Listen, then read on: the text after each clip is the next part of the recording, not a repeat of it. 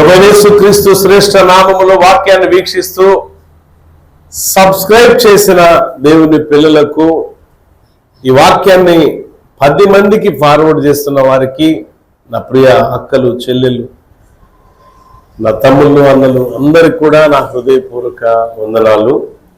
అదేవిధంగా వాక్యం పరిపూర్ణంగా వింటున్న వారికి కూడా ప్రత్యేక అభివందనాలు. జ్ఞాపకం ఉంచుకోండి, మీ కొరకు నేను ప్రార్థన చేస్తున్నా. ప్రతిరోజు మీరు నాకు జ్ఞాపకం వస్తున్నారు. ఫోన్ల ద్వారా మెసేజ్ పంపించేవారు, ఫోన్లు చేసి ప్రార్థన అడిగేవారిని నేను జ్ఞాపకం చేసుకుంటున్నాను. ఖచ్చితంగా మీ ప్రతి అవసరత అక్కర్త క్రీస్తునామములో తీర్చబడుగాక. ఈరోజు ప్రత్యేకమైన మాట 300 నుంచి 3000 మంది. 300, 3000, 300, 3000, ఏదైనా మూడే. కుమారా మళ్ళీ చెప్పండి, తండ్రి కుమార. ఎస్, తండ్రి కాలం, కుమారుని కాలం, ఇప్పుడు పరిశుద్ధాత్మ కాలం. జ్ఞానంగా చాలా మంది లోకానుసారమైన జ్ఞానాన్ని చూసి పొంగిపోతూ ఉంటారు. అది ఎందుకు పనికిరాదు. ఆత్మానుసారమైన జ్ఞానం క్షేమాభివృద్ధిలోనే నడిపించింది. ప్రియులారా, మోషే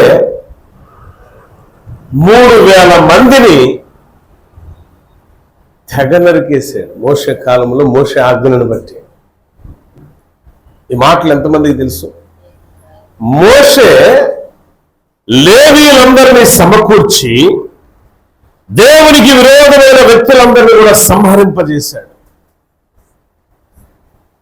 కత్తి వాత చేత కూలిన వారు 3000 మంది ఆ కాలంలో. దేవుడే స్వయంగా మోషేను పిలిచి మోషేతో ముఖాముఖిగా ఒక మనుషుడు వేరొక మనుషుడితో మాట్లాడిన రీతిలో మాట్లాడుతూ ఐగుప్తుడి బానిస చెరకట్టను తెంచేసి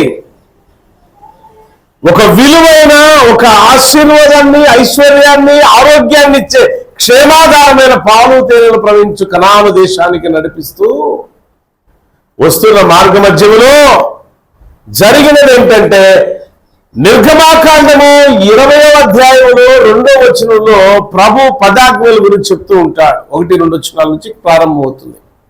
ఈ 10 ఆజ్ఞల్లో మొట్టమొదటి ఆజ్ఞ ఏంటో తెలుసా? చూడండి, నిర్గమాకాండము 20వ అధ్యాయము 2వ వచనంలో ప్రభు ఏమంటున్నాడు ఒకసారి చూద్దాం. ఆయన ఏం మాట్లాడుతున్నాడు ఆయన ఆజ్ఞలు అంటే, నేను తప్ప వేరొక దేవుడు మీకు ఉండనే,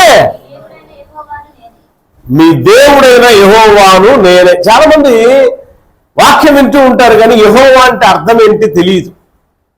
యెహోవా అంటే మరలా చెప్తున్నా, మీకోసం చెప్తున్న ఈ మాట. యెహోవా అనగా స్వయంభవుడైన మహా గొప్ప దేవుడు అని అర్థం. ఆదియు అంతములో ఉన్నవాడు, సర్వ సృష్టికి ఆధారభూతుడైన వాడు ఆయనే అని అర్థం.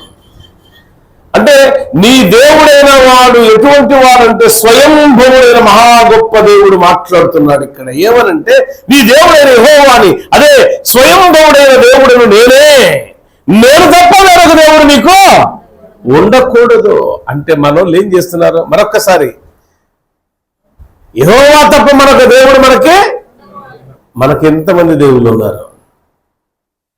యేసుక్రీస్తు నమ్మి పిల్లోడికో పిల్లకో బాలదంటే అంతరమో తంత్రమో మంత్రమో ఏదో ఒక జంత్రమో ఇచ్చి కొంతమంది ఏం చేస్తారు తెలుసా? నిమ్మకాయ ఖరీదు 10,000 రూపాయలు ఖరీదు. ఓ నిమ్మకాయ ఇట్ట, ఓ మట్టి ఇట్ట. మట్టిని నిమ్మకాయలు అమ్ముకుంటే ఏమొచ్చింది? ఏమన్నా వచ్చిద్దా? రోగాలు వస్తాయి. మట్టిని తింటారు కొంతమంది. మట్టిని మన్నుని తినేది ఎవరో చెప్పండి? ఎవరా? అంటే మనం పామా? మన సర్పాలమా? మరి మట్టి ఎందుకు తింటున్నారు పోయి? ఎవరో నిమ్మకాయ అంతా ఎట్ట అనేసి ఎట్లా అనగానే దాంట్లో మహాశక్తి ఉన్నది అని నమ్ముతారు. అందుకే ఈ విషయాల గురించి ప్రభు ఖండితంగా మాట్లాడుతున్నాడు. నేను తప్ప వేరొక దేవుడు నీకు ఉండకూడదు. అలాంటి దేవుణ్ణి ఎవరైనా తయారు చేస్తారా? స్వయంభవుడైనటువంటి మహా గొప్ప దేవుణ్ణి రూపించడానికి నువ్వు ఎవ్వడం అసలు? స్వయంభవుడైన మహా గొప్ప దేవుని రూపాన్ని మనుషుడు ఎవడు చూడనా, చూచెవడు బ్రతకడు. అలాంటి దేవుడు ఈయనే అని చెప్పేసి, ఇదే ఆ దేవుడు ఈయనే అని చెప్పేసి, ఆ దేవుడి రూపం ఇదే అని చెప్పేసి అలాంటి ఇశ్రాయేలు ప్రజలు అహరోన్ని గొడవ చేస్తుంటే, అరే బాబు మోషే తీసుకొచ్చాడు ఎక్కడి నుంచి, ఐగుప్తు దేశం నుంచి మోషే తీసుకొచ్చి ఇటు వెళ్ళిపోయాడు తెలియదు, ఏమైపోయాడో తెలియదు, ఆయన శిష్యుడు కూడా ఉన్నాడు యెహోషువ, వాడేమైపోయాడో తెలియదు, ఇలా మాట్లాడుకుంటూ ఉన్నారు. మీకు చాలా మందికి తెలియని ఒక విషయం ఏంటంటే, మోషేని నిరంతరం వెంబడించింది ఇశ్రాయేలు ప్రజలు ఎవరు అనంటే యెహోషువ.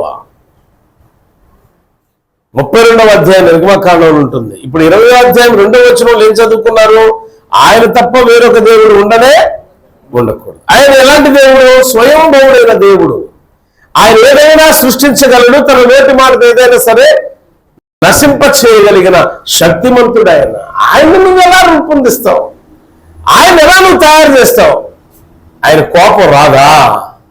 ఏమండి, హరి గారు ఫోటో తీశాడు, ఫోటోగ్రాఫర్ వచ్చి ఆయన ముక్కు కాదు ఇంకొక ముక్కు పెట్టాడు, శక్తి ముక్కు. ఆయన ఊరుకుంటాడా?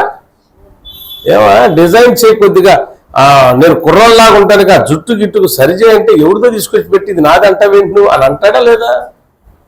ఊడిపోయిన జుట్టు కొద్దిగా కవర్ చేస్తారు ఎడిటింగ్ లో, తెలుసా మీకు? తెల్ల మీసాలు నల్ల మీసాలు చేయగలరు ఎడిటింగ్ లో, తెలుసుగా, మీకు ఫోన్లోనే చేస్తారు. అది కాక ఇంకొక ముక్కు పెట్టారు అనుకో, అదిగా ఇంకో తల పెట్టుకొచ్చి కళ్ళు నువ్వేమని పెదాలు నువ్వే అన్నట్టుగా తీసుకొచ్చారు. ఏముంది, కోపం వచ్చిందా రాదా? అసలు ఫోటో తీయటం చేతవరు అబ్బాయి నీకు?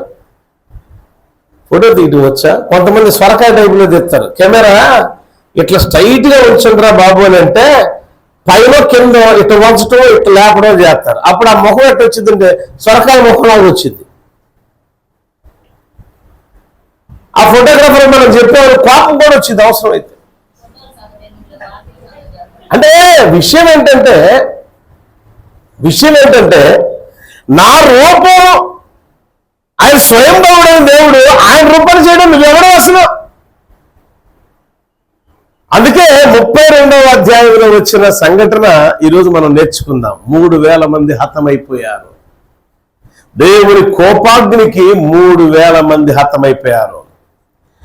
దేవుని అభిషేకం కలిగిన సంసోను, బాబు నా జుట్టు తీయమాకరా, నువ్వు వెంట్రుక అనేది కట్ చేయకూడదు అని అంటే, ఆ రహస్యాన్ని చెప్పకూడదనే రహస్యాన్ని చెప్పి పతనమైపోయాడు.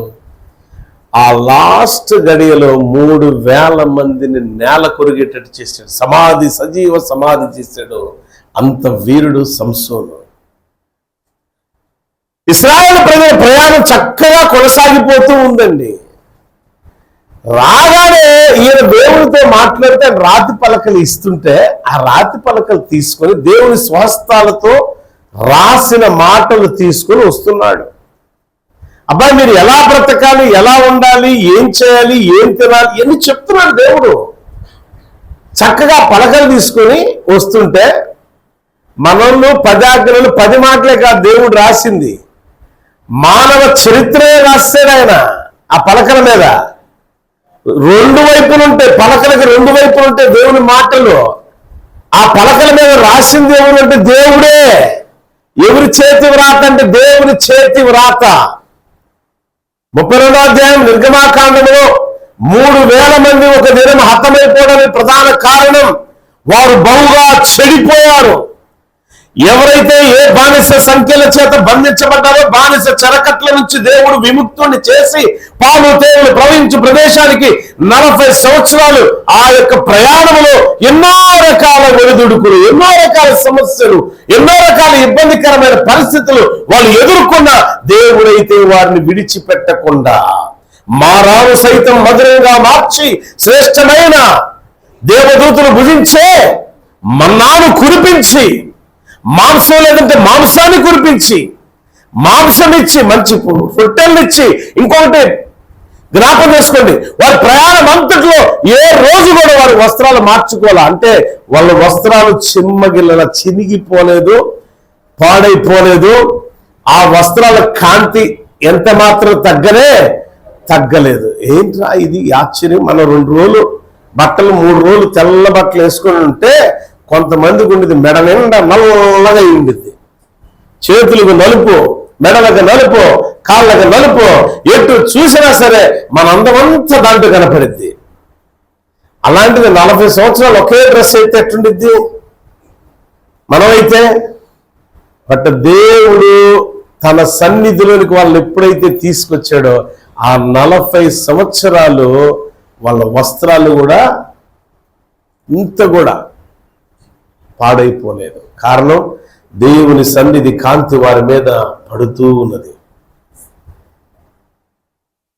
కనుక బిడ్డలను జ్ఞాపకం తీసుకోండి. ఇలాంటి పరిస్థితుల్లో ఈ 32వ అధ్యాయానికి వచ్చేసరికి అక్కడ జరిగింది ఏంటంటే, మొదటి 2 వచనాలు చదవండి. ఫస్ట్ అక్కడ దేవుడు మోషేతో మాట్లాడుతూ మోషే ఇమ్మీడియట్లీ ఎలా అంట, ఇమ్మీడియట్లీగా అర్జెంటుగా త్వరపడి నువ్వు నా దగ్గర నుంచి కిందకి దిగి వెళ్ళిపో. కొండ మీద ఉన్నవారు మోషే దేవుడు మాట్లాడుకుంటూ ఉన్నారు. కొంచెం దూరంలో యెహోషువ ఉన్నాడు కాపలాలాగా. ఆయన దేవుని దగ్గర నుంచి, దేవుని సన్నిధి నుంచి దిగి వస్తూ యెహోషువతో మాట్లాడుతున్నాడు. యెహోషువ అంటున్నాడు, ఏంది అరుపులు కేకలు అని అంటే, యెహోషువ అన్నాడు కదా, ఏముంది ఏదో జయధ్వని అనుకుంటా అంటే, లేదు అపజయధ్వని అది అన్నాడు. అపశృతి, ఆ శృతి సరిగా లేదు. ఎందుకంటే ఇశ్రాయేలు ప్రజలందరూ కూడా చెడిపోయారు. ఆ చెడిపోయిన మాటలవే,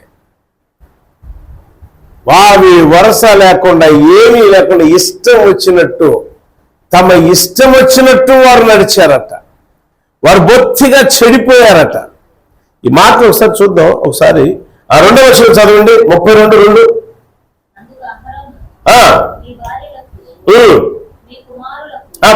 మొదటి వచనం, మోషే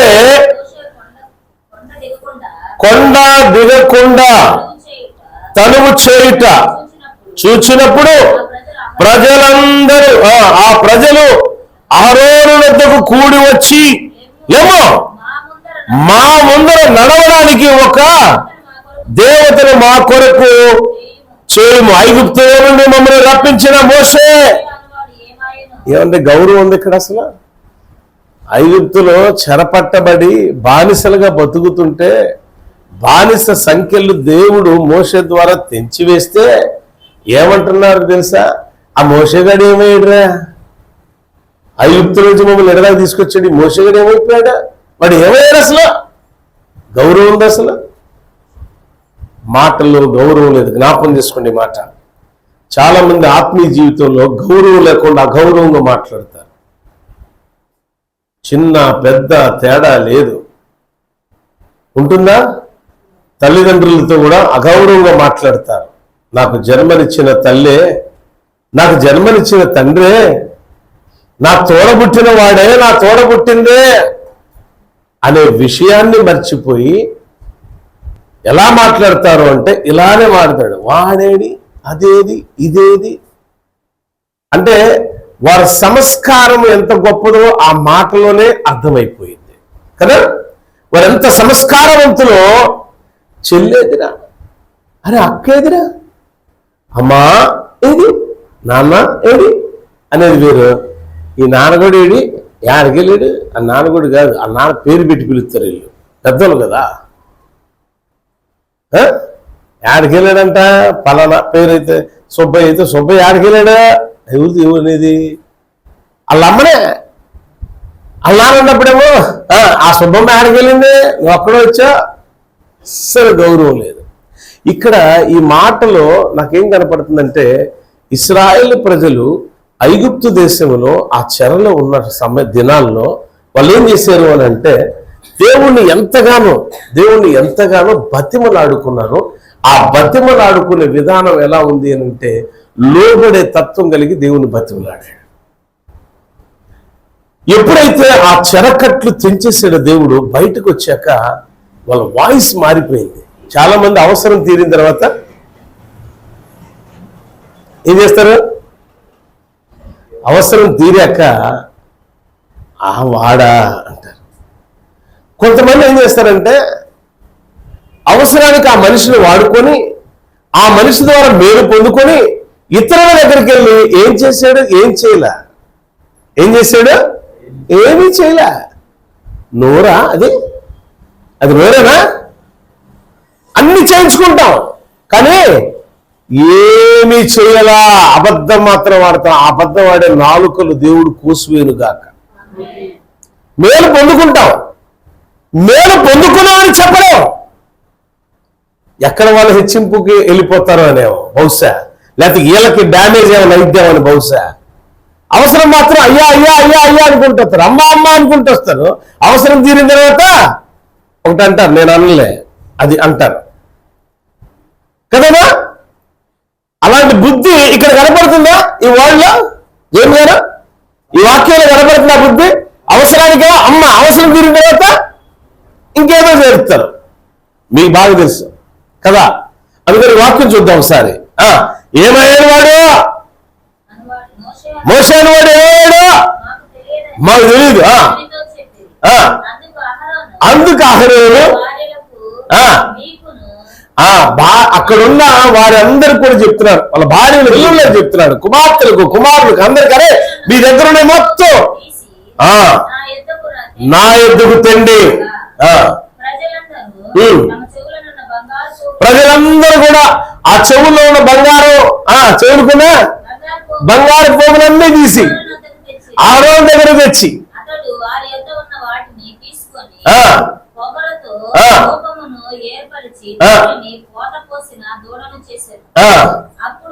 ఏమంటే పోత పోసి దూడ చేసేది బాగానే ఉంది.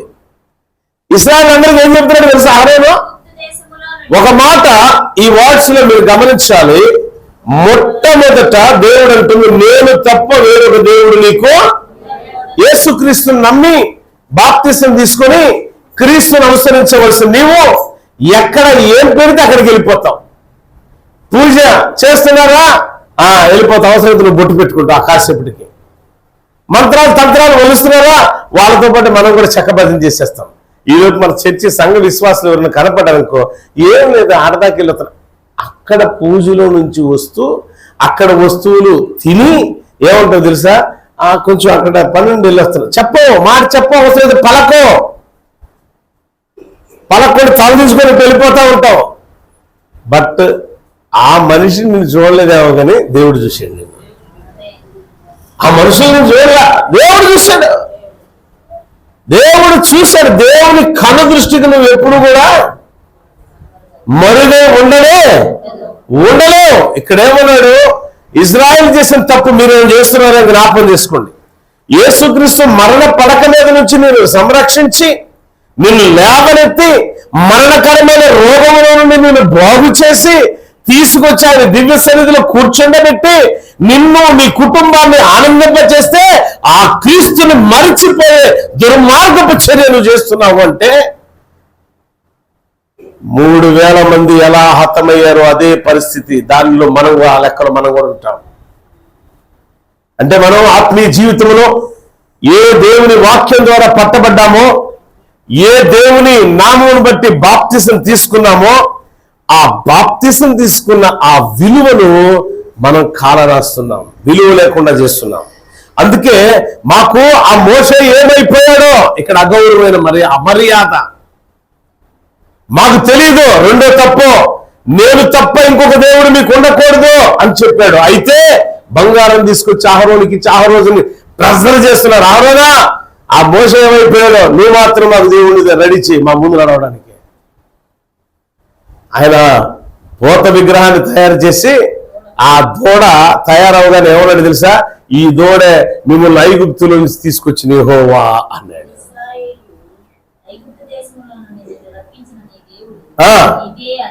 ఏమన్నాడట?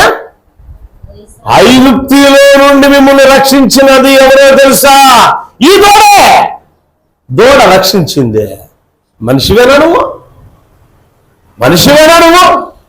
జ్ఞానం లేదా? ఆలోచన లేదా? స్వయం భవుడైన మహా గొప్ప దేవుని పట్టుకొని దూడతో పోలుస్తావా? ఒక విగ్రహంతో పోలుస్తావా? కలంకమైన వ్యక్తుల శరీరాల మీద నుంచి ఒలిచిన బంగారంతో తయారు చేయబడిందా దేవుడంటే? కాదు, దూడను తయారు చేసి దేవుడు అన్నాడండి. అది నమ్మి ఏం చేశారు తెలుసా? ఇంకొక పాపం ఏం చేశారు తెలుసా? ఒక్కోటి జ్ఞాపకం చేసుకోండి. మీరు కూడా వాక్యం వీక్షిస్తున్న మీరు కూడా, యేసుక్రీస్తే నన్ను రక్షించకపోతే, క్రీస్తు లేకపోతే ఈ రోజు నేను లేను అని ఎన్నో మార్లు సాక్ష్యం చెప్పి నాలుగు కూడా అరిగిపోయిందని అంటాం. ఈరోజు ఎలా వచ్చేసేది తెలుసా? నిజమేనండి, అప్పుడు బాగా చెప్పేవాడు, అప్పుడు బాగా ప్రార్థన చేసేదాన్ని. మరి ఇప్పుడు ఏమైంది? ఇప్పుడు లేదండి, ఇప్పుడు దేవుడు నా మాట వింటున్నా. ఎందుకో? అమర్యాదగా ప్రవర్తిస్తున్నావేమో దేవునితో, దేవుని సంఘముతో అమర్యాదగా మాట్లాడుతున్నావేమో. నీ నాలుగు దేవుడు కోసేస్తాడు, జాగ్రత్త. అంతేకాదు అబద్ధాలు వలిస్తున్నాడు. మేలు పొందుకొని మేలు చేసిన దేవుని గురించి, మేలు చేసిన సేవకుడి గురించి, మేలు చేసిన సహోదరుని గురించి, మేలు చేసిన సహోదరి గురించి అమర్యాదగా మాట్లాడుతున్నావా? నాలుగు దేవుడు తీసేస్తాడు. రెండో తప్పేంటి తెలుసా? ఒక తప్పు చేశారు, మాట తప్పారు. రెండో తప్పేంటి తెలుసా? అంటే దేవుడే మార్చేశారండి, దేవుణ్ణి మార్చేశారు. వీళ్ళు హౌలు జనాంగమా, ఇశ్రాయేలు కంటే భయంకరంగా ఉన్నాం మనం ఇక్కడ ఈ రోజుల్లో. క్రైస్తవ జీవితంలో జీవిస్తున్న అనేక మంది రోజు ఆనాటి ఇశ్రాయేలు జనాంగం కంటే బహు భయంకరంగా నీచంగా తయారవుతున్నారు క్రైస్తవ నుంచి పేరు చెప్పుకుంటూ. మీ ఇంటికి వస్తే ఏమిస్తావు, మా ఇంటికి వస్తే ఏం చేస్తావు అనే సంధాన. సేవకులైన కానీ విశ్వాసులైన చాలా మంది చెడిపోయారు. ఇక్కడ వాక్యమే చెప్తుంది, వాళ్ళు చెడిపోయారు. నువ్వు ముందు వెళ్ళిపో. చూడండి, దేవుడి వాక్యం మనం చూద్దాం. ఇక్కడ 7వ వచనం చూడండి ఒకసారి. యెహోవా మోషేతో ఎట్లా అన్నాడు? ఏమన్నాడు? అయ్యా నువ్వు దిగి వెళ్ళాలా?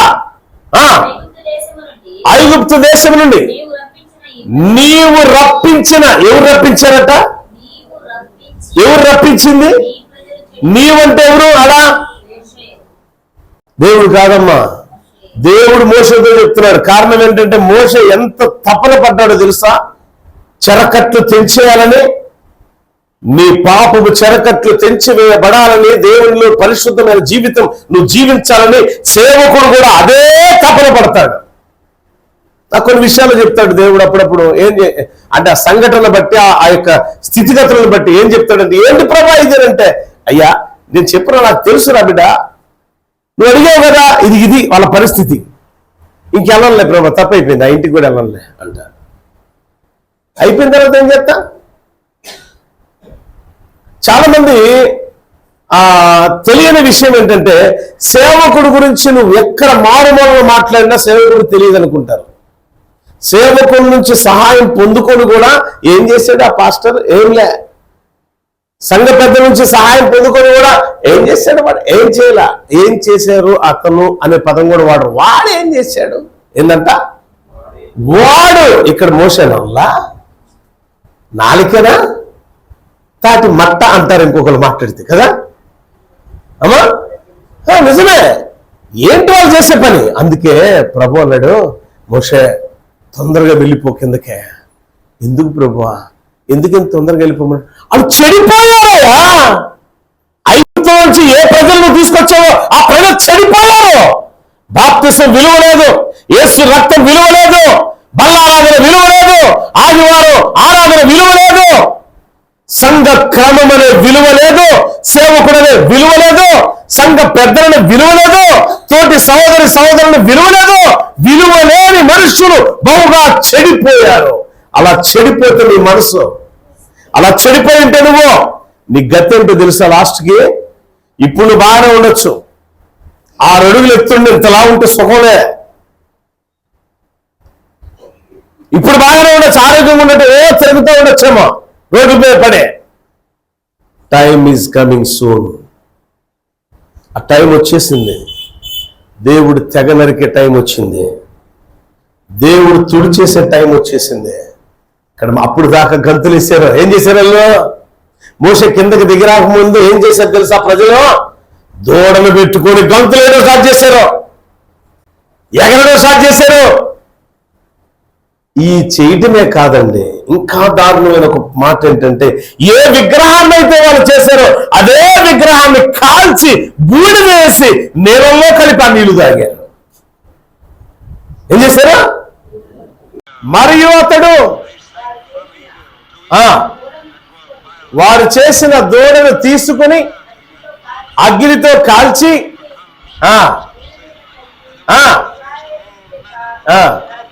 అమ్మ ఎంత దారుణం అండి ఇది. ఏ దూడనైతే చేశారో ఆ దూడను చూసి ఇశ్రాయేలును ఐగుప్తు నుండి తీసుకొచ్చిన ఈ దూడయే యెహోవా అన్నారు. పాపం కాదా? ఎట్లా ఉందంటే, నీకు జన్మనిచ్చిన తల్లి ఎవరో తెలుసా, తండ్రి ఎవరో తెలుసా, ఈ 2 స్తంభాలే అన్నట్టుంది, ఈ 2 చెట్లే అన్నట్టుంది, ఈ 2 రాళ్ళే అన్నట్టు. రాళ్ళు జన్మనెత్తయా? స్వయంభవుడు అయిన మహా గొప్ప దేవుడు మోషేని బలపరచి మోషేలో ఆత్మ నుంచి ఐగుప్తు దేశాన్ని తీసుకొచ్చి చెరకట్లను తెంచి పాలు తేనెలు ప్రవహించి ప్రదేశానికి వారిని తీసుకొచ్చి ఉండగా వారు చేసిన ఒక నీచమైన పని ఏంటంటే, అసహ్యమైన పని ఏంటంటే, హేయమైన పని ఏంటంటే, ఇదిగో దేవునికి కూడా అసహ్యం పుట్టించే, దేవునికి కూడా బహు కోపం తెప్పించే పని ఏంటంటే, ఓ విగ్రహాన్ని చేసి ఇదే యెహోవా అన్నారు. అదొకటి. దేవుడు ఏం చెప్పాడు 20వ అధ్యాయం 2వ వచనంలో, నేను తప్ప వేరొక దేవుడు ఉండకూడదు. కానీ వీళ్ళు దేవుణ్ణి తయారు చేసి పెట్టి విగ్రహంలాగా ఉన్నారు. చూడండి, దూడే యెహోవా అన్నారు. తప్పు. మర్యాదను మర్చిపోయారు వీళ్ళు. తప్పు. దేవుణ్ణి విడిచిపెట్టి ఒక దూడను తెచ్చి ఇదే ఈ దూడ దేవుడు అన్నారు. తప్పు. అదే అంతమే కాదు, దానికి సాగిలపడి మొక్కి తాగి తిని చిందులేశారు. అది కూడా తప్పే. అసహ్యమైన ఏమైన క్రియలు ఎన్నో చేశారు. చేసి చేసి చేసి ఏం చేశారు తెలుసా? లాస్ట్గా ఆ దూడను కాల్చేశారు. అంటే ఎవరు కాల్చేశారు? వాళ్ళ దృష్టిలో ఈ దేవుడే దేవుడు, ఈ విగ్రహమే దేవుడు కాబట్టి దేవుడిని కాల్చేశారు. వాళ్ళు అనుకున్న దేవుడినే కాల్చి పొడి చేసి, పొడిని ఏం చేశారు? నీళ్ళలో జల్లి ఆ నీళ్ళు ఏం చేశారు? ఊరి నాయన, ఇంత దారుణమా? ఇంత దారుణం చేస్తే దేవుడు ఊరుకుంటాడమ్మా? అందుకే వాళ్ళు దారుణాది దారుణాలు చేస్తున్నారు. వెళ్ళిపో మోషే, నువ్వు ఎవరినైతే చెరకట్ల నుంచి విడుదల కోరుకున్నావో అగ్ని మండుచుంది, పొగ మండుచున్నది అగ్ని. ఆ పొదలో నుండి అగ్ని మండుచూ ఉన్నది. ఆ పొద మాత్రం ఖాళీ. ఏ పొదలో ఉండి అగ్ని రూపంలో దేవుడు మాట్లాడాడో, ఏ పొదలో ఉండి అగ్ని రూపంలో మాట్లాడుతున్నప్పుడు నా ప్రజల కష్టాన్ని నేను చూసా అని 3వ అధ్యాయంలో 7వ వచనములో 6, 7, 8, 9 వచనాల్లో మోషేతో మాట్లాడినట్టు నిర్గమకాండములో ఆయన వచ్చాడు. మోషే పక్షాన ఉండి మోషేని బలపరిచాడు. నువ్వు అన్నావు కదా, ఇశ్రాయేలు ప్రజలను విడిపించు ప్రభు అని. ఇదిగో విడిపించడానికి నువ్వు ఏ ప్రజలనైతే విడిపించి తీసుకొచ్చావో ఆ ప్రజలే బహుగా చెడిపోయిరి. పాపం నుంచి దేవుడు నిన్ను పవిత్రునిగా మారిస్తే పరిశుద్ధమైన జీవితంలో జీవించవలసిన నీవు అపవిత్రమైన క్రియలు, హేయమైన క్రియలు, దేవునికి అయిష్టమైన క్రియలు చేస్తూ చేస్తూ ఎంతకాలం బ్రతుకుదాం అనుకుంటున్నావు? నీ బ్రతుకు ఆయుష్కాలం ఆటోమేటిక్గా తగ్గిపోతుందని గమనించలేకపోతున్నావు. నీ అబద్ధాలే నీ ఆయుష్కాలం తగ్గిపోవడానికి కారణం. నీ మోసపు క్రియలే నీ యొక్క ఆయుష్కాలం తగ్గిపోవడానికి కారణం. దేవుని నువ్వు జ్ఞాపకం చేసుకోకపోవడమే నీ ఆయుష్ తగ్గిపోవడానికి కారణం. జ్ఞాపకము చేసుకోక మరిచిపోయింది వీళ్ళు. ఏం చేసుకోలేదు వీళ్ళు? సర్వశక్తిమంతుడైన మహా గొప్ప దేవుణ్ణి ఏ యొక్క పొదలో నుండి మాట్లాడి మోషేని బలపరిచి మోషే ఆహారం ద్వారా ఆ చెరపట్టబడిన ఐగుప్తు నుంచి పాలు తేనెలు ప్రవహించే ప్రదేశానికి, ఓ శ్రేష్టమైన ప్రాంతానికి దేవుడు తీసుకొస్తున్నాడు. ఆ ప్రాంతానికి తరలి వస్తున్న ప్రజలు ఆ దేవుణ్ణి మర్చిపోయారు. దేవుని కోపం రగులుకున్నదే. మోషే చెప్తున్నాడు, మోషే నువ్వు దిగి వెళ్ళిపో. కొండ దిగి వస్తూ ఉండగా యెహోషువ అంటున్నాడు ఒక మాట. చూడండి, అద్భుతమైన మాట 17వ వచనంలో రాయబడి ఉందండి. యెహోషువతో మాట్లాడుతున్నాడు. 13, 14, 15 వచనాల్లోనేమో, అయ్యా నీ సేవకులైనటువంటి అబ్రహాము, ఇస్సాకు, యాకోబులను నీవు జ్ఞాపకము చేసుకో అన్నాడు మోషే. ఏమన్నాడు? దిగి వస్తూ ఆ రాబోయే ముందు దేవునితో అన్న మాట ఏంటి తెలుసా? 13వ వచనంలో, ఒక్కసారి అబ్రహామైను, ఇస్సాకైను, యాకోబైన ఒక్కసారి నువ్వు జ్ఞాపకం చేసుకో ప్రభు. ఒక్కసారి నువ్వు జ్ఞాపకం చేసుకో. వారికి ఇచ్చిన వాగ్దానం ఏంటి తెలుసా? ఆకాశ నక్షత్రములో అబ్రహాముతో చెప్పావు కదా, నీ సంతానము విస్తరించును, వారు ఆశీర్వాదానికి వారసులుగా నేను చేస్తానన్నారే, ఆ వాగ్దానం జ్ఞాపకం చేసుకో. ఏమన్నాడు మోషే? జ్ఞాపకముంచుకోమన్నాడు. గుర్తుంచుకోవాలి మాట. జ్ఞాపకం అనే పదం మూల బిందువుగా ఉండాలి మీకు ఈ మెసేజ్లో. జ్ఞాపకం. అపవిత్రమైన జీవితంలో నుంచి పవిత్రమైన జీవితంలోనికి తీసుకొచ్చిన దేవుణ్ణి నువ్వు జ్ఞాపకముంచుకో. పరిశుద్ధమైన జీవితాన్ని ఇచ్చిన దేవుణ్ణి నీవు జ్ఞాపకముంచు. మరణ పడక మీద నుంచి నిన్ను లేవనెత్తిన దేవుణ్ణి నీవు జ్ఞాపకముంచుకో. అనారోగ్యమైన పరిస్థితి నుంచి ఆరోగ్యమైన పరిస్థితి తీసుకొచ్చిన దేవుణ్ణి నీవు జ్ఞాపకముంచుకో. సరైన నీడలేని నీ జీవితానికి ఒక మంచి ఇల్లు ఇచ్చి నీ బిడ్డలో నీవు ఆశీర్వాదకరంగా ఉండటానికి కారకుడైన దేవుని నీవు ఆ జ్ఞాపకము ఉంచుకోకపోవటం వల్లే వచ్చిన తిప్పలు. ఇప్పుడు జ్ఞాపకం ఉంచుకున్నాడు. ఆ రోజు ఒక్కసారి చెప్తున్నాడు సంసోను. ఫిలిస్తీ సర్దారులు, స్త్రీలు, పురుషులు అందరూ కూడా వారి దేవతా స్తంభాలకు కట్టివేసి ఆ గుడిలో కట్టివేసినప్పుడు, సంఖ్యలతో బంధించబడినప్పుడు సంసోను అన్నాడు, ఒక్కసారి నీవు నన్ను జ్ఞాపకం చేసుకో ప్రభు అన్నాడు. మోషే అంటున్నాడు, అబ్రహాము ఇస్సాకు, మా పితరులైన అబ్రహాము ఇస్సాకు యాకోబులకు ఇచ్చిన వాగ్దానాన్ని ఒక్కసారి జ్ఞాపకం చేసుకో ప్రభు. ఈరోజు దేవుడు నీతో మాట్లాడుతున్నాడు. అపవిత్రమైన జీవితం నుంచి పవిత్రమైన జీవితంలోకి నడిపించిన దేవుని నీవు ఒక్కసారి జ్ఞాపకం చేసుకో. నీ పరిస్థితులు మార్చిన దేవుణ్ణి ఒక్కసారి జ్ఞాపకం చేసుకో. జ్ఞాపకం చేసుకొని ఏం చేయాలి తెలుసా? నువ్వైతే కృతజ్ఞత అర్పణ కలిగి ఉండాలి. మొన్న కృతజ్ఞత అర్పణ చెల్లించుకున్నారు ఎవరు మన సంఘంలో? ఎవరు? భవానీ వాళ్ళ ఇంటి దగ్గర దేవుడు అద్భుతమైన ప్రసంగం. నిజంగా మంచి మాటలు దేవుడు ఇచ్చాడు. కృతజ్ఞత కలిగి ఉండాలండి. మనం బానిసలు కదా అక్కడ. తమ ఇష్టానుసారమైన జీవితం కాదు, సరైన ఆహారం లేదు, సరైన తిండి లేదు, వాళ్ళ ఇష్టం. బానిస అంటే నేను చెప్తున్నా ఎలాంటి జీవితం అంటే, ఈ పెన్ను ఉంది, ఇది నా చేతిలో ఉండిపోయింది, ఇది నీ పెన్ను నేను పగలగొట్టాలంటే పగలగొట్టను, ఇరగొట్టాలంటే ఇరగొట్టచ్చు, రాయాలంటే రాయొచ్చు, మంచిగా జేబులో పెట్టుకోవాలంటే ఎందుకు? ఇది నాకు బానిస. ఈ బానిసను ఏదైనా చేయొచ్చు. ఇది నాకు వద్దా, ఛీ పారేయొచ్చు. కావాలి, ఇది నాకు కావాలి, జేబులో పెట్టుకుంటా. అంటే బానిస బ్రతుకు బానిస మీద ఆధారపడి ఉండదు, యజమానుల మీద ఆధారపడి ఉంటుంది. అలాంటి బానిస సంఖ్యలు తెంచి ఒక విలువైన, ఓ శ్రేష్టమైన ప్రాంతానికి, ఓ ఆశీర్వాదమైన స్థలానికి తీసుకొస్తుంటే విగ్రహాన్ని చేసి, ఈ విగ్రహమే మనల్ని ఐగుప్తు నుంచి తీసుకొచ్చిన విగ్రహము, ఈ విగ్రహమే మనల్ని ఐగుప్తులో నుంచి బయటకు తీసుకొచ్చిన యెహోవా అని అంటే తప్ప కాదా జేమ్ గారు? కానీ దేవుడు ఎలా అంటాడు తెలుసా? స్వయంభవుడైన దేవుడు. మన దేవుడు ఎలా అంటాడు తెలుసా? సర్వశక్తిమంతుడు, స్వయంభవుడు, ఆదియు అంతములై ఉన్న దేవుని పట్టుకొని ఒక విగ్రహాన్ని చేసి ఆ దూడ లాంటి ఆకారాన్ని నువ్వు యెహోవా యెహోవా యెహోవా అని ఎలా మాట్లాడగలుగుతున్నావు? గౌరవంగా మాట్లాడవలసిన నీరు అగౌరవంగా మాట్లాడుతుంది నీ నోరు. గౌరవంగా సంపాదించవలసిన నీవు అగౌరవంగా సంపాదిస్తూ ఉన్నావు. దేవుడు తప్ప వేరొక దేవుడు ఉండకూడదు అంటే నువ్వు తయారు చేసుకుంటున్నావు దేవుళ్ళని. మనుషుడు తయారు చేసినట్టు దేవుడు ఎట్లా అవుతాడు? దేవుడు అనేవాడు మనిషిని తయారు చేస్తాడు, మనిషి తయారు చేయడు. కానీ మనం ఏం చేస్తాం? చక్కని రూపాన్ని, మనకి ఇష్టం వచ్చిన రూపాన్ని చేసుకొని, ఆహా ఏమున్నాడండి దేవుడు, ఎంత అందంగా ఉన్నాడండి, ఆ ముక్కు చూడ ఏంటి, ఇవి మనుషుడు తయారు చేసిన విగ్రహాన్ని. ఆ దూడకున్న చెవులు దూడండం, ఆ దేవుడు చెవులు చూడ ఎట్లుండగా, ఆ దూడ కదా, దూడ కదా, దూడకి ఏముంటాయి? బారుగా సొరకాయలాగా నోరు, తల, దానికి చెవులు, అమ్మ అవసరం కొమ్ములు, అది ఏం తయారు చేయాలనుకుంటుంది. దానికి మొక్కటం ఏంటే?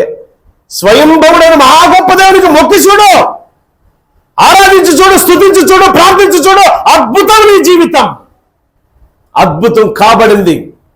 మండుచున్న పొదల నుంచి దేవుడు ఎప్పుడైతే మోషేతో మాట్లాడాడో అప్పుడే నిర్ణయం తీసుకొని మాట్లాడుతున్నాడు దేవుడు. మోషేతో ఏమన్నాడు తెలుసా? వాళ్ళ కష్టాన్ని, వాళ్ళ బాధను నేను ఎరిగి ఉన్నా, అందుకే వారిని విడిపించడానికి దిగొచ్చా. చూడండి 7-8 వచనాలు, నిర్గమాకాండం 3వ అధ్యాయం 7-8 వచనాలు ఏముంది? నేను దిగి వచ్చానయ్యా. అందుకే అయ్యా ఏంటి సంగతి, నీ పేరేంటి? నీ సర్వశక్తిమంతుడైన దేవుడను నేనే. మోషేతో అన్నాడు కదా, నేనే వచ్చాను. ఎందుకు తెలుసా? నా ప్రజల బాధను నేను కనులారా, చెప్పాలా, కనులారా చూశానయ్యా. అబ్బా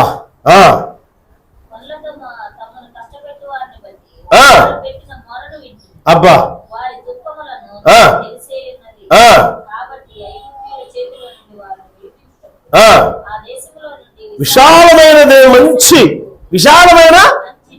విశాలమైన మంచి దేశం అట. ఏ దేశం అది? మంచి దేశం అనగా కనానీయులు, హిత్తీయులకు, అమోరీయులకు, పెరిజీయులకు, హివీయులకు, యెబూసీయులకు నివాస స్థానమైనటువంటి పాలు తేనెలు ప్రవహించు దేశములకు వారిని నడిపించటానికి ఎవరికి వచ్చాడంటే ఈయన దిగి వచ్చాడు. ఏమండి? ఎవరి కోసం దిగొచ్చాడు? బానిసల కోసం. ఎవరి కోసం దిగొచ్చాడు? కష్టములో ఉన్నవారి కోసం. ఎవరి కోసం దిగివచ్చాడు? దుఃఖించుచున్న వారి కోసం. ఎవరి కోసం దిగివచ్చాడు? అంగలార్చుచున్న వారి కోసం దిగివచ్చాడు. అలాంటి దేవుణ్ణి నువ్వు ఎట్ట విగ్రహాన్ని చేసి ఈయనే ఆయన అని చెప్పగలిగావు? ఆరోనా, ఇశ్రాయేలు ప్రజలారా, చెప్పగలిగి అదే విగ్రహాన్ని తగలబెట్టి బూడిద చేసుకొని ఆ బూడిద నీళ్ళలో పోసుకొని ఎలా తాగారు? చూడండి ఒకసారి. దిగి వస్తూ ఉన్నారు, స్పీడ్గా దిగి వస్తూ ఉన్నప్పుడు ఏమని మాట్లాడుతున్నాడు యెహోషువ? 17వ వచనం చూడండి ఒకసారి. 32, 17. ఆ ప్రజలు పెద్ద పెద్ద కేకలు వేయుచుండగా యెహోషువ ఆ ధ్వని విని, ఎవరంట వింది? ఏడన్నాడు యెహోషువ? ఇప్పుడు యెహోషువ ఎవరితో మాట్లాడుతున్నాడు? చెవిగలవారు వినుడు గాక వాక్యాన్ని. యెహోషువ ఎవరితో మాట్లాడుతున్నాడు? అంటే మోషే ఎక్కడున్నాడు? యెహోషువతో ఉన్నాడు. ఒరే బాబు, నేను నీతో మాట్లాడాలంటే నువ్వు నాతో ఉంటేనే కదా నీతో మాట్లాడేది. అజయ్ బాబు నా దగ్గర ఉంటేనే అజయ్ బాబు గారు మాట్లాడేది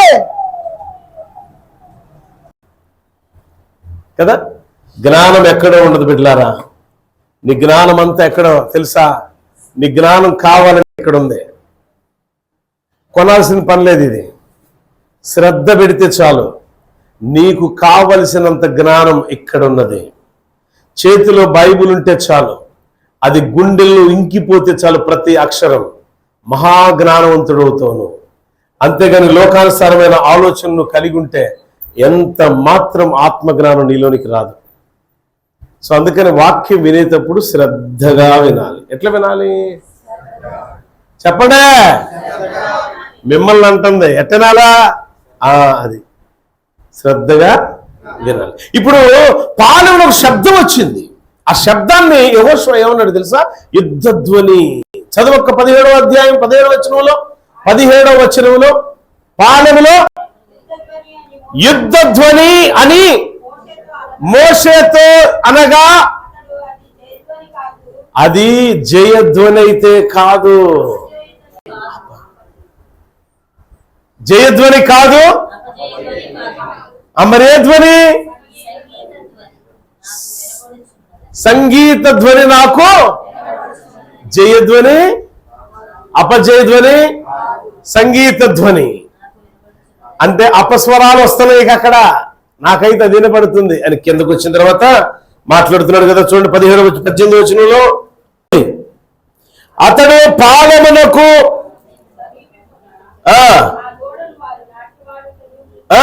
అది చిందులేయడం చూశాడు. అందుకు మోషే కోపము మండెను. అతడు కొండ దిగువను తన చేతుల నుండి ఆ పలకలను పడవేసి వాటిని పగలగొట్టెను.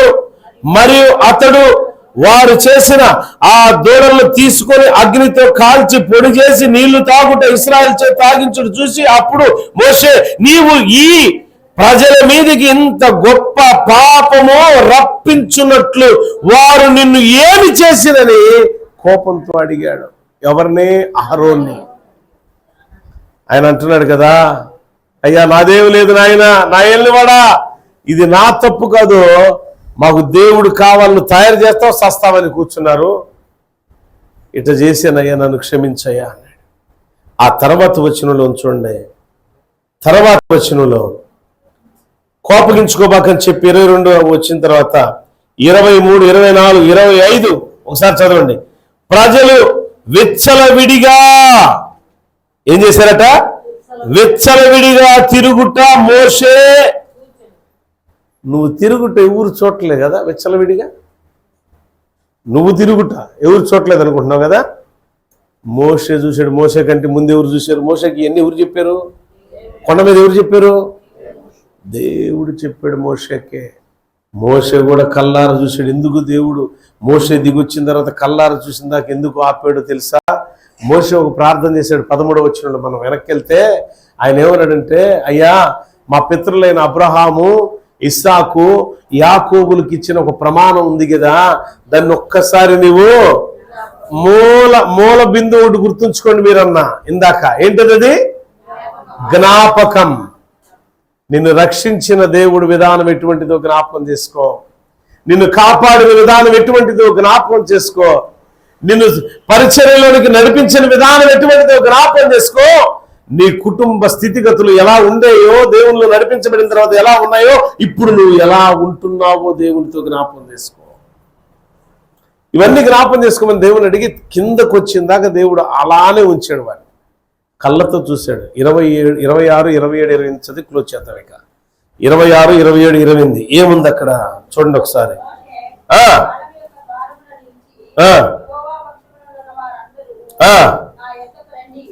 అందుకు మోషే పాలెము యొక్క ద్వారమున నిలిచి, యెహోవా పక్షాన ఎంతమంది ఉన్నారు వీళ్ళు, వాళ్ళందరూ రండి నా దగ్గరికి.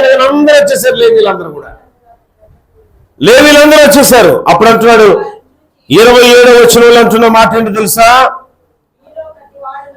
అతడు వారిని చూచి, మీలో ప్రతి వాడును తన కత్తిని తన నడుము కట్టుకొని పాలెములో ద్వారము నుండి ద్వారమునకు వెళ్ళొచ్చు, ప్రతివాడు తన సహోదరుని, ప్రతివాడు తన చెలికాని, ప్రతివాడు తన పొరుగువాని చంపవల్లని ఇశ్రాయేలీల దేవుడిని యెహోవా సెలవిచ్చుచున్నాడు అని లేవీలు మోషే మాట చొప్పున చేయగా, ఆ దినమున ప్రజలలో ఇంచుమించు ఎంతమంది అట?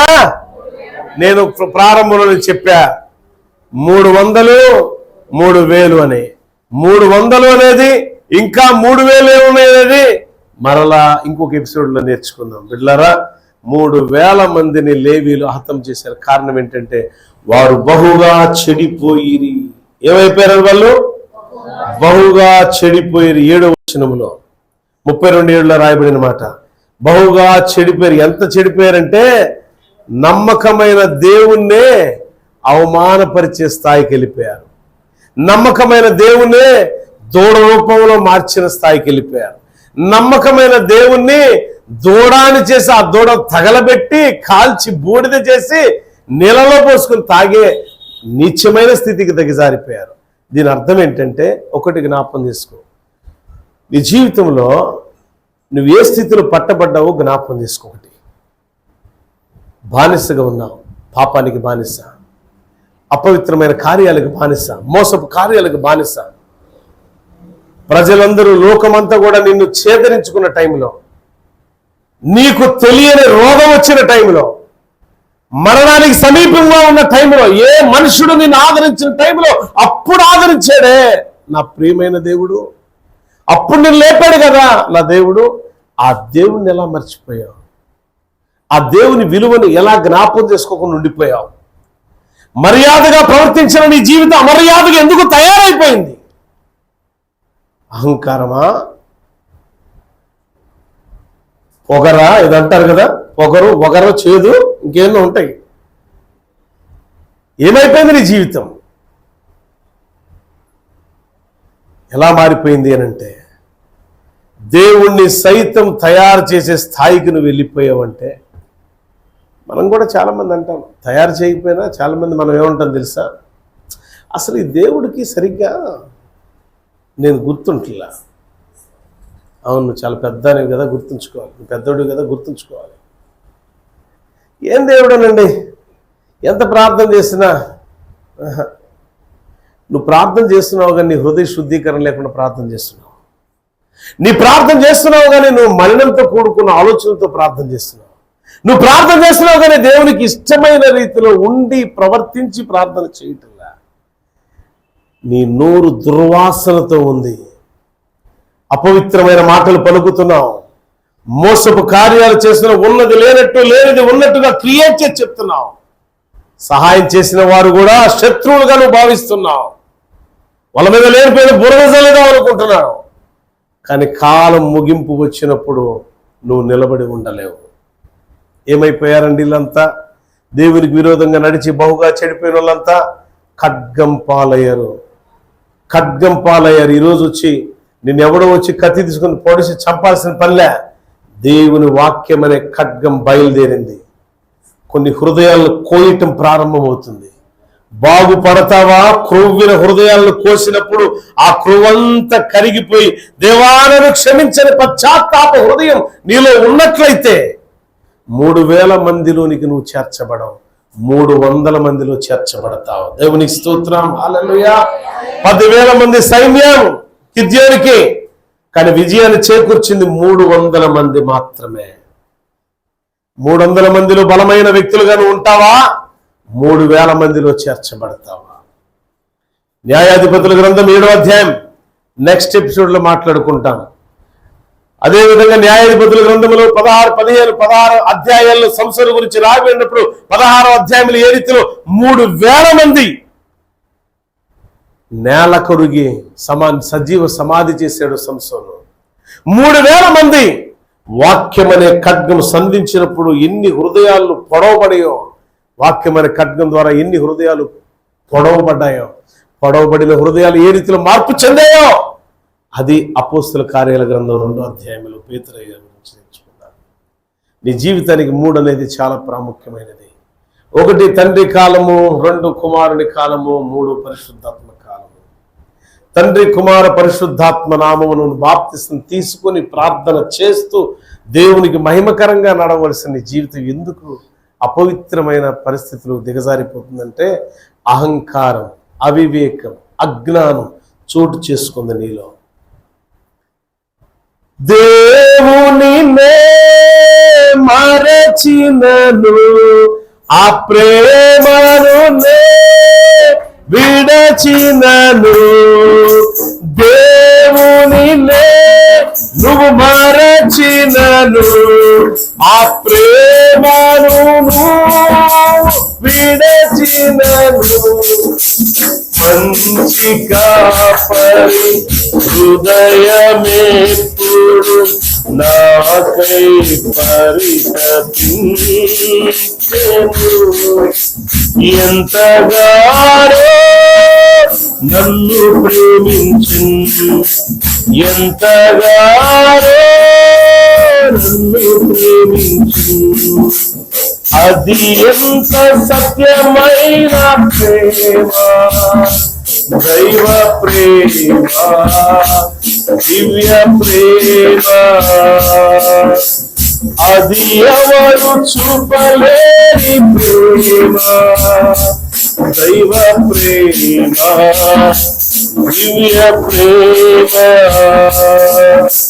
తల్లియు నన్ను మరచినను, ఈ లోకమే నన్ను విడచినను, తల్లియు నన్ను మరచినను, ఈ లోకమే నన్ను విడచినను, కనికరించును హృదయమేప్పుడు నాకై మరించము ఎంతగానో నన్ను ప్రేమించు ఎంతగానో నిన్ను ప్రేమించు అది ఎంత సత్యమైన ప్రేమ దైవ ప్రేమ దివ్య ప్రేమ దైవ ప్రేమ దివ్య ప్రేమ. లోకంలో ఉన్న తల్లిదండ్రులు, అన్నదమ్ములు, అక్క చెల్లెలు మనల్ని మర్చిపోవచ్చాము. మన బంధువులు, స్నేహితులు, ప్రాణ స్నేహితులు అనుకున్న వాళ్ళు మనం మర్చిపోవచ్చామో, విడిచిపెట్టొచ్చాము. ఎన్నడూ విడువని ఆయన ప్రేమను ఎందుకు మర్చిపోయావు? ఎందుకు అగౌరవంగా మాట్లాడుతున్నావు? యేసయ్యా, నేను అగౌరవంగా మాట్లాడే నాలుక తెగ నరికి గౌరవంగా మాట్లాడే నాలుకను దయచే ప్రభా. నిన్ను తప్ప వేరొక దేవుడు నాకు లేనే లేడు. ఎందుకో తెలుసా? నువ్వు నా రక్షకుడవు, సంరక్షకుడవు, పోషకుడవు. నా విజయానికి తొలిమెట్టును ఇచ్చిన వాడవు నీవే. అందుకే నీ వైపు చూస్తూ నేను కొనసాగిపోయే ధన్యత దయచేయమని దేవుని వైపు చూస్తూ ప్రార్థన చేద్దాం. అందరు ప్రార్థనలు ఏకీభవించండి. మహాపరిశుద్ధుడానికి స్తోత్రం. 300 మంది, కొన్ని లక్షల మంది మధ్య గొప్ప విజయాన్ని దయచేశాం. 3000 మంది సంహారానికి కారణం అపవిత్రమైన ఆలోచనలు.